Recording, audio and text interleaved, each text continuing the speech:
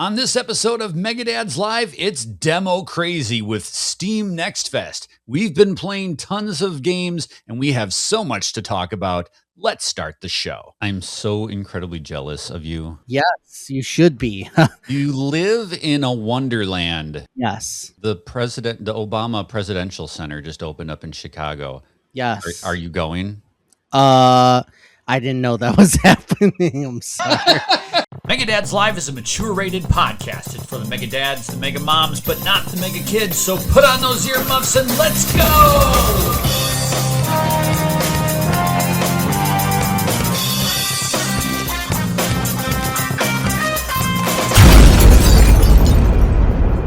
But no, they had been building it forever. And I had heard, that they were, putting a lot into it, that it was supposed to be like a another hallmark on the city of here's something that you can go visit when you're here.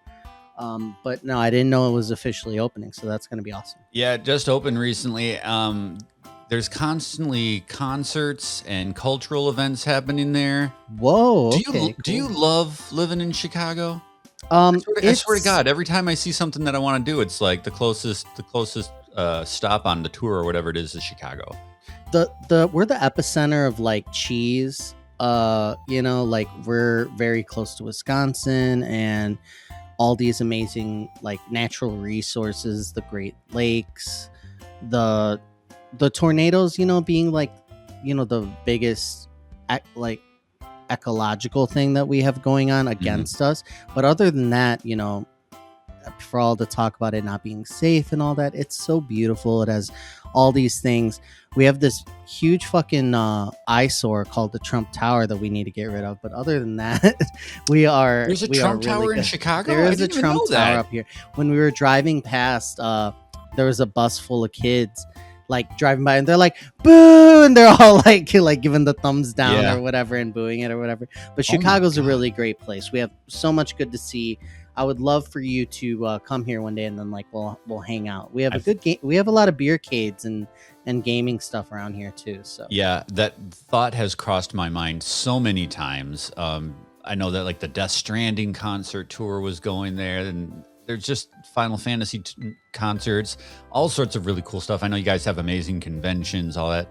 We need to plan it because, as we know, you're coming my way. Yes. In August for 2DCon. It is official. It's Dad Summer, by the way. Dad Summer, everybody. Get excited. We are ready to go. It's going to be lit. We're having 2 episodes of Megadads Live every single week on our road to 250. Episode 250 will be recorded live. At 2DCon. It's the first episode of Megadads Live that's going to be live. No, live.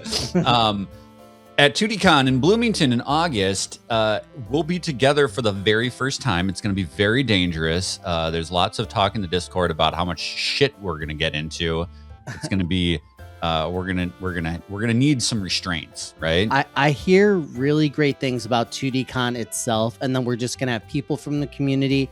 We're meeting for the first time IRL. There's just a lot of like big momentous like things happening. Speaking of the culture, a cultural city, an icon like Chicago, what's Bloomington like? Bloomington is the airport in the Mall of America. Can't wait. I have not seen an airport or a mall before. You'll fly into Bloomington. You'll see the mall right there, and the hotel where the con is going to be is not far from it. This program is powered by Megadads Boost, our public support program. You can join at patreon.com/Megadads. For over 10 years, Megadads has been bringing you the best in podcasts, reviews, interviews, family fun, and so much more. As an independent media organization, we rely on audience members like you to help support what we do, to ensure that Megadads can continue to bring you the great content that you enjoy. If you've been watching, listening, or playing along through the years, please consider lending your support by becoming a member of Megadads Boost. Memberships start for as little as $1 a month, and you can start collecting your Boost rewards from day one.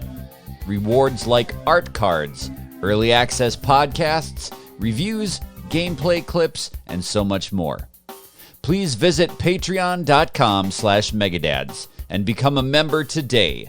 You can help us continue to make more of that Megadads coverage you've loved over the last 10 years well into the future by becoming a member of Megadads Boost. I'm excited, man. I'm very excited. I am super jazzed. It's going to be amazing. We're going to have commemorative Megadads World Tour t-shirts for people to get if they want them. It's going to be just an absolute shitstorm of excitement and fun. So if you are close by the Minneapolis Twin Cities area, you want to come to Bloomington, you want to come to 2DCon in August 21st through the 23rd. August 21st through the 23rd, 2DCon, everybody. Megadads will be there. We will be there. We will be there. All right, let's talk about this Steam Next Fest. Oh, love it. Love it. We're having a special episode where we're going to be talking not about the game we played, but about the demos we played during Steam Next Fest. And the first thing that I have to say right off the bat is I am extremely dumb and could not figure out how to find the place to download these things. Steam is it's a web. It is a web of information and tabs. God bless you, PC gamers, because it is something else to navigate. You're probably used to it, right? Yeah, so Steam is the storefront, for PC. It's just people love it, and I think you're like when you're used to it, it's fine, like navigating the tabs in the UI. But Steam is PC gaming. Like, I think his name's Gabe Newell. Like, has billions of dollars or something like that. Just they make a little something off the top of like everything sold. But yeah, Steam Next Fest is amazing. There are, let's see, it's three times a year. I didn't know that it was three times a year. All the time. I feel like every other weekend there's a Steam Fest, and it's like hundreds and hundreds, if not thousands, of demos. The way that they curate it is interesting because I think they encourage you to put it on your wish list, whatever you see in the recommendations, and they kind of let the cream rise to the top. So they're tracking, are you clicking on it? Are you wish listing it? Are you downloading it? Like all this stuff. And then it starts to curate it for you because so many demos come out during this fest. It'll show like what are the top downloaded ones. And again, hundreds and hundreds. Did you know, Adam, that on average, approximately 50 to 60 video games are launched on Steam every single day? Jesus Christ. Are you serious? 21,000 games released annually on Steam. Oh my God. 50 to 60 average. How is that sustainable? Yeah, it's not. There's a lot of things out there. If I learned anything from Steam Next Fest, it's that there are a lot of people making a lot of cool stuff, but the indie scene is so interesting because you'll see a nugget of like, wow, this is a cool idea. Yet you have like lacking in like music or, like there's some aspect of gaming that maybe you guys aren't like the strength at. And there's so many like good/bad experiences out there. Like, just undercooked, underdeveloped. Yeah. Well, let's get straight to it. Let's talk about, we both selected a couple of games here or a couple of demos that we played. And I guess I'll start first with, I found this game just kind of browsing through the avalanche of titles. It's called Over the Hill. And I was like, oh yeah, that sounds like me. This is actually an open world driving adventure game, which is optional multiplayer. And it's all about exploring an open digital space in your vehicle. It's like a SUV kind of Jeep. You get to select which kind of truck you want, and then they put you in this big open map, and there are points of interest on your map that you drive to. You find special like challenge courses or gear upgrades for your vehicle. There's cabins which allow you to have save points, and there's like you can shop and buy new parts for your vehicle, but it's all vehicle based. So you are in a truck and you're just exploring an open world. There's no conflict, there's no enemies. It's all about just exploring an open space. almost like it gave me a little bit of like No Man's Sky feel, where here's this giant frontier That's awesome. for you to explore at your own pace. And the reason that I downloaded it is because of the visuals. The visuals are just drop dead gorgeous. It's got this. It almost looks like there was a game a couple of years ago called Art of Rally, where it's like a painterly feel. It looks like it's painted very simple geometry, but the colors and the shading and the lighting and the environmental effects. It's got a natural day-night cycle. It's got real-time dynamic weather. And you're just exploring in a very relaxed, chill way. You got your little radio station so you can select what kind of music you want. So naturally, I put on the chill vibes, right? I put on that lo-fi music. And you're just driving through this wilderness looking for things at your own pace. There are special gear upgrades you can have for your vehicle. So a big part of it is like... can I make it to that point with what I have, right? So maybe it's muddy, or maybe the terrain is too steep and you need to use a winch. So you have to equip your winch that you can shoot out like a grappling hook and pull yourself up trees. This demo gives you a real good indication that there's a lot that you can't do yet, but you can do once you get the real game and you level up your vehicle and you're able to explore more and more, almost like survival style, right? Like you got to find more things. You got to better equip your vehicle, and then you can explore more and more in the game. Just a great feel. It's a good wind down game. I come sit down here in my office at night, turn the lights down low, listen to the relaxing music, and just drive as the rain hits my Jeep. I had a great time with Over the Hill. Wow.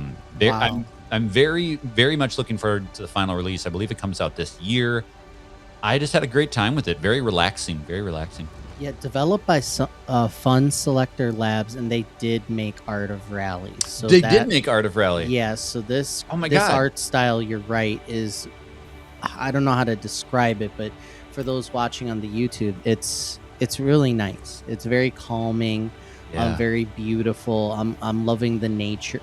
Like as I get older, I've been like saying I need to go visit some national parks. So when I see games that are set in like beautiful like wilderness, like I tend to be drawn to those. So this looks super interesting. It actually looks good and playable. And are you familiar with the Snow Runner or Mud Runner series? Of games, these things where you can attach like a winch to something and pull yourself out and pull other cars. They have some of that in there, like the physics gameplay of like just traversing over like rocks and trying to find the optimal path, like to cut through the wilderness.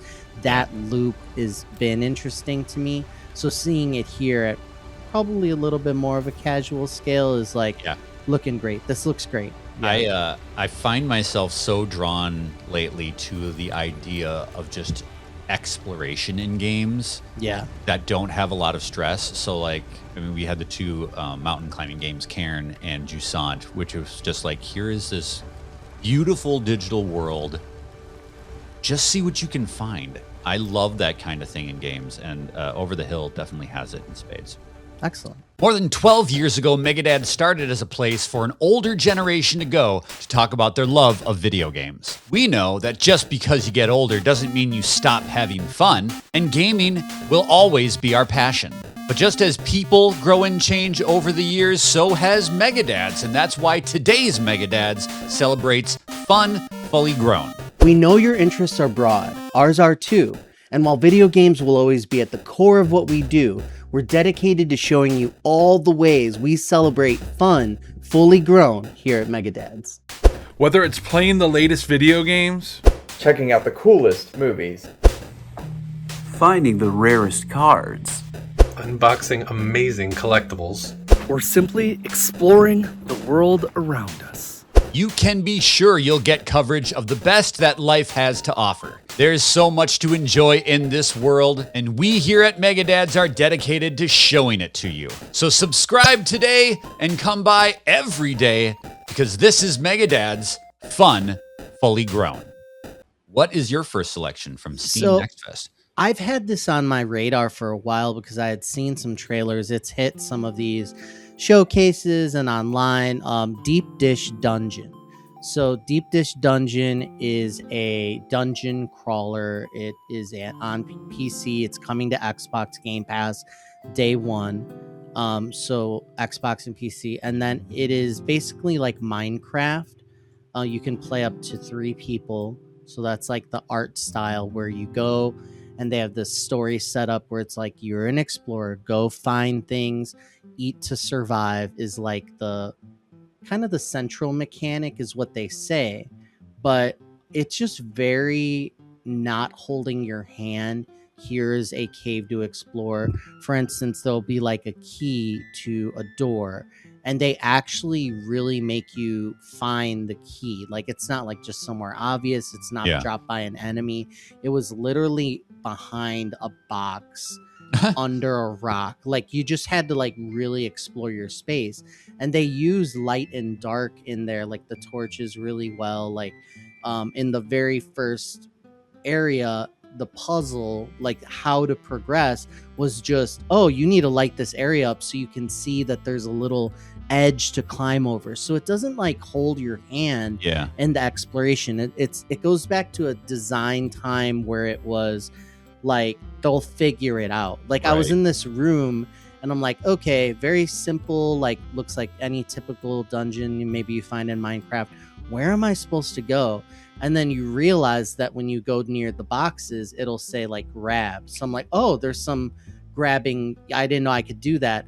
And then it's like, oh, there's just enough boxes here where I can stack them on top of each other to get up to the next level. So right away, it's like very kind of old school. They're doing a lot with a little, and I found it like very challenging. I love the visuals. It's got that PS1 era low poly, but like it doesn't look ugly, right? Like it's polished just enough.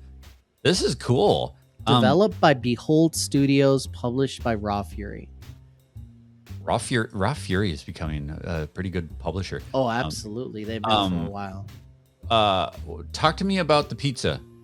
So there's a anime called Delicious in Dungeon, and I've recommended it on the podcast before because it's an anime about going into dungeons, and this guy is like desperate for supplies, so he ends up eating the monsters. He's like, we could cook these guys and they'll taste really good.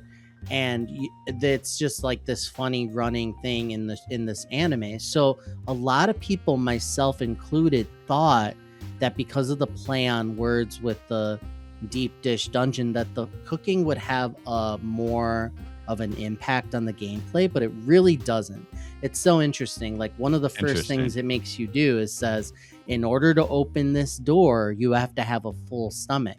So you had to cook 3 separate things. So it's like, let's toast some mushrooms, let's bake some apples. You're just over bringing things to an open fire, and then the door would open. So I'm like, oh, okay. So not only is eating giving you perks, like they want you to be cooking in order to progress, which is interesting, but it's not as cool as like one of the first comments on the Steam store page was like, why isn't this letting us eat the monsters? Like I just killed a skeleton. I thought you were going to have me make a skeleton broth just like the anime. So not just me, but everyone thought that this was going to be more like that there was going to be something to do besides roast things over a spit or like put it in a stew.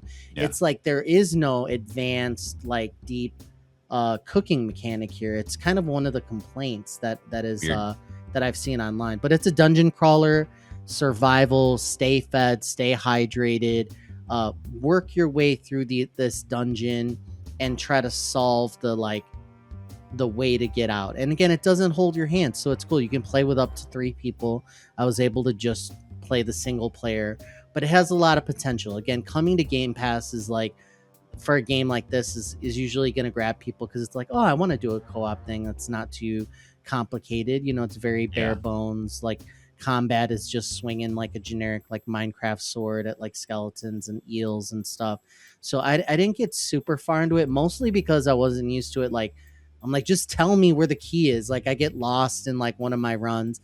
There is no saving right now. So I think it's broken. So the demo is it will not let you leave and come back. So I thought it was gonna let me. So I've done this like a few times, and it's starting from the generic like beginning again. So it's not really super randomized. It's just the same like dungeon layout. Yeah. So no procedural generation that I know of right now.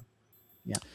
Deep Dish Dungeon. All right. Deep Dish Dungeon. My other selection, this is a game that I've talked about before on the podcast. I found very interesting, mostly because of its visual style. I am drawn to really beautiful visuals because just like Over the Hill, Deer and Boy is a game that looks wonderful. It is developed by Lifeline Games, and it is a 2D adventure title, much in the vein of think Limbo, the recent Darwin's Paradox, where you're moving back and forth, solving puzzles, avoiding confrontation, because you are playing as a little boy and his little deer companion. I was underwhelmed by this demo because I think that the joy you're going to get from this game is going to be derived from seeing the story all the way through. There's nothing mechanically outstanding about Deer and Boy. You've done this before in a lot of other games. If you like these kind of games like Limbo, Planet of Lana, Limbo, it's like that type of stuff. Okay. Yeah, the one hook that Deer and Boy has is that you control the boy. The deer comes along as your companion, but you are able to issue commands to the deer for things like you can't reach. So maybe you can't squeeze through these bars and there's a lever on the other side. So you use your cursor to highlight the lever and then you tell the deer to go do it for you. Nothing that's going to blow your mind in any way at all. Although once you do complete the demo, the trailer that encourages you to wishlist the game shows how much more expansive the game promises to be. Yeah, the deer grows up and ages and has supernatural powers and stuff as the game progresses. But this demo is just a very small sliver of you as the young boy, and the deer is still young, and you're trying to escape this factory. There's all sorts of factory workers, and you're trying to evade being caught by them, and sneaking through places, and jumping on conveyor belts, and climbing ladders, and things like that. It's fine. It's serviceable. The visuals are gorgeous. It's beautiful. It is a beautiful game. This demo did not give me any more inclination to try the full game than just the trailer did. You know what I mean? The gameplay is not revolutionary. So if you watch the trailer, you kind of see what you're going to get anyway. And I would just recommend people if the trailer interests you, just wait for the full game, because once the demo ended, I was kind of oh, that's it. I didn't get enough to satisfy me, right? I didn't get enough narrative. I didn't get any real compelling gameplay. I'm not saying that this is going to be a bad game. I'm just saying the demo didn't do anything to encourage me to play it when it releases, any above and beyond what the trailer did. I did not. I don't love every game like this, but when the greats come along, like Inside and Limbo, I beat those in just a few sittings. I could not put them down. So even though I'm not the most artistic, story-based stuff, this isn't my jam all the time. But when people nail it, this can be great. And I love it. And I feel it really is, because I'll get into these games. I just played Summerland not that long ago. I'll get into these because it's they typically, this style of game does such a good job of getting you on the hook, right? And level to level, you're oh shit, what's happening here? I want to go see the next beat of the story. Yeah. And so I think in demo form, that's just kind of unsatisfying. Yeah, understood. Yeah. The place to be for Megadads socials is the Megadads Discord, where you can engage with your favorite Megadads as well as other friends of the Megadads every single day in our stress-free and welcoming social space. When you're a member of our Discord, you will get alerts for all of our content drops, so you never have to miss a review, a podcast, or a hot take. Partake in our fun weekly Megadads holidays like Waluigi Wednesday and Final Fantasy Sunday. Megadads Discord is fun, free, and follows you wherever you go. Join us today and become part of the conversation. All right, what do you got here next? Okay, so I'm gonna do 2 relatively back to back and tell you what I learned about the number of games on Steam and the number of demos. A lot of these demos don't work, Adam. Yeah. We tried to play a game called Kick. Kick is a physics-based soccer mechanic, anime-inspired visual platformer kind of thing. Yep. And it's releasing July 31st on PC. It's side-scrolling, so think of like, Mario. You just go like left to right, and you are a child, and you have a ball in front of you, and your job is to kick it, and you kick it around like obstacles, like there's a street cone or a ladder or like just things in the world that you're supposed to like get through. All of a sudden you are on a soccer field, so there's some cones and you go around. Like there's just different areas, and you just dribble the ball, kick it. Like it took me a while. I may have like skipped the tutorial thing where it says, hey, hit the button so you learn. But I learned that you can adjust your like kick, so you can kick the ball and you can kick it over or through like obstacles, and you're just trying to like kind of go from left to right is all I got. I got just a couple minutes into the demo before it crashed. Yeah. It was giving me the music but not the audio, and then the audio but not the music, so I was like trying to capture gameplay. But it is a single player thing. It's developed by No Space Lost, published by Shoreline Games. So the demo is broken. Yeah, this think. is a bummer. I covered this as a preview on the channel because I got a email from the PR people a couple weeks ago, and I thought this looked great. So when the demo came out, I was like, absolutely, I'm playing Kick. I'm so excited about this, and it just would not work for me. I could not get controller support. It gave me errors about the video optimization wasn't working, and it was just flat out broken. Like I couldn't do anything with it. Yeah, and it's a shame because you want to make a good first impression. I've been advocating for demos a lot because I'm like, if you can show me that you're worth my time, worth my money with a demo, then I can feel better spending money. In this economy, you don't have like all the like disposable income. So show me a proof of concept and let me love you. You know what I mean? Show me what you got, kid. And this game, the music, when I was hearing it, was really good. And then it would cut out, and I was like, oh, that's a shame.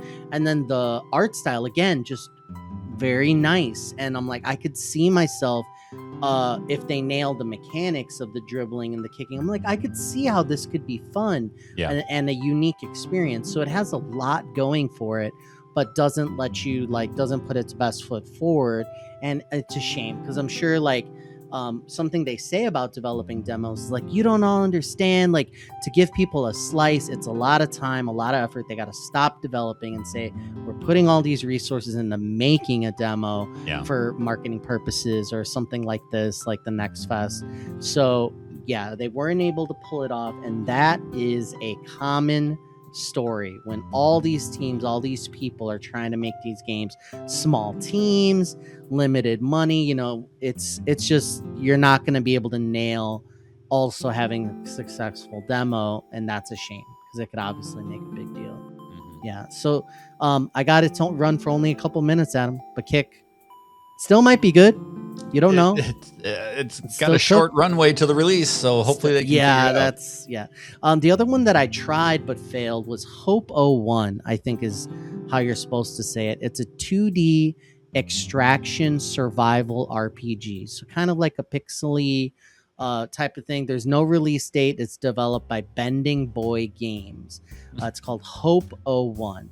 So the reason that I went to this one was because of the concept. I've been playing Marathon recently, and this idea of an extraction shooter but in like a simpler like art form, again 2D side scrolling, this could be cool. So you're this girl with like a knife, and you eventually get other weapons, and you have like an accessory kit, like a backpack that you can put stuff in, and there's dangers and mystery of like the post-apocalyptic vibe with like zombies and stuff like that. So I this game has everything going for it as far as like it could be something cool, like explore, loot, survive, do different runs, right? Like that's the type of game it wants to be. And the demo was just broken. Again, I got a chance to like see the visual style. I tried at first on the Steam Deck, but a lot of games, like, they're not going to optimize for Steam Deck until later. So I played all this stuff. I tried to play it all on the actual PC, like downloading it, and like just these things, like I got a crash, and it just seems like this type of thing is going to be common with these smaller teams. So Hope 01 is an interesting concept. The music is really good. Like the visuals are like really fun. Like it has a really good trailer, and it's like there's potential here. Like there's a way where this could be like captivating to me. It's just it's checking all the boxes once again, but just like not cooked, not ready for Next Fest. Yeah, interesting. Well, that's our experience with Steam Next Fest, and it is just a sliver of what is on offer. Obviously, there are so many games, it's impossible to cover them all, but we're going to try our best. We're going to try to cover these games beyond this episode of Megadads Live. We're going to play more demos, maybe have some more previews. So make sure you subscribe to youtube.com/Megadads so you can get some more impressions. But for now, let's do the Sweet Release. Sweet Release is where we look ahead to the week of video game releases, and coming out next week, it's a smaller slice. So I've selected for this week's game Rhythm Heaven Groove. This is coming to Switch 2 on July 2nd. It is a rhythm-based game, kind of like WarioWare style from the looks of it. A whole bunch of little mini games, all based on timing, music, and rhythm. Have you ever played a Rhythm Heaven game? I think these are very popular. I hear such good things about this franchise, and then it kind of made a splash where it got featured in the Nintendo Direct, and they were like kind of explaining like, hey, yeah, you just hit it with the time, and this is going to be fun. I don't think it shows well in the way that they presented it, but it's supposed to be like one of these fun, like, hey, you can have a party game, right? Have everybody just try to tap around these mini games, and you'll have a good time. Hilarity ensues, right? So Tap that's what this is. Just tap it. Tap it. Tap. Well, that sound right there is the caboose. It's the end of this episode of Megadads Live, where we're giving you a recommendation of something outside the world of video games that we think you might enjoy. And I have a film to recommend, newly released on Hulu. It's called Good Luck, Have Fun, Don't Die. And I'm going to recommend it for two reasons. Firstly, it stars Michael Pena, who is the spitting image of our very own Antonio. I was watching this movie last night. He plays a high school teacher, and he looks exactly like you. He looks exactly like you, man. Way. Yeah. It's not possible. It is very possible. I see your beautiful face everywhere I go. I swear to God, there's so many Antonio doppelgangers. The second reason that I'm going to recommend it is because it is a brain-twisty, hilarious film. It stars Sam Rockwell as a guy who comes back in time from the apocalyptic future to stop AI from destroying all of humanity. And it is weird, it is hilarious, and it is just like very different than a lot of the IP driven Hollywood movies that you see these days. You're not going to see much like Good Luck, Have Fun, Don't Die. I guarantee it. It is so much fun. A sci-fi comedy film that I highly recommend. It seems like a cool premise. I'm definitely in. Yep. My caboose is golf. So we went golfing for the very first time. I brought Lily with my dad. It was like a charity thing, and they're like, "Hey, do you want to go golfing last minute?" I'm like, "Oh, well, can Lily come?" And Lily's 6 now, and she did so well. Yeah. She was watching us like hit the ball, and also like, messing around with her own ball to the side, like, and I realized like she was like sitting on the grass, and there weren't a lot of people out, so we were trying like to not disturb anyone, and she did so well. Like, I guess I didn't think that kids would have fun that early, but being 6, she was just able to like have enough fun like watching us hit the ball. Like, we played really well, and and then, you know, messing with the putting like herself. And she got a kick out of it. And I asked her, I'm like, oh, well, you know, she's like telling everybody it's her first time. I'm like, did you think it was going to be this big? She's like, I thought it was going to be like mini golf, you know, like that scale. So imagine as a kid, you're out there for the first time just seeing a huge golf course. So yeah, golfing with kids was it was surprisingly easy. She was very well behaved. Are you a good golfer? I was yesterday. All right. I was out there in the sun. Like, I did really good. I'm like hitting it straight. You know, we played best ball, so I had like a lot of the good shots. Yeah. I was good at the putting. I don't know what was going on, but it was like, yeah, and then I started to show off a little bit. I told Lily, I'm like, Lily, where should I hit it? She's like, hit it over there toward the hole. I'm like, good idea. Like, it was just, it was really cool. Golf is fun sometimes if you're in the right group, right day, you know. Yep. Get the right group, get the right drinks, Yeah. get on that golf cart and just tear around. Yeah, absolutely. Mini golf is good too. Get out there, you know, touch some grass. Well, that's going to do it for this episode of Megadads Live. Thank you so much for watching on youtube.com/Megadads or listening on your podcast player. Make sure you're subscribed in all the places. Make sure you join us in that Megadads Discord. You can hear all about the build-up. Dad Summer going towards 2D Con. 2D Con, everybody. Be there or be square. And we will see you next week for an all-new episode of Megadads Live.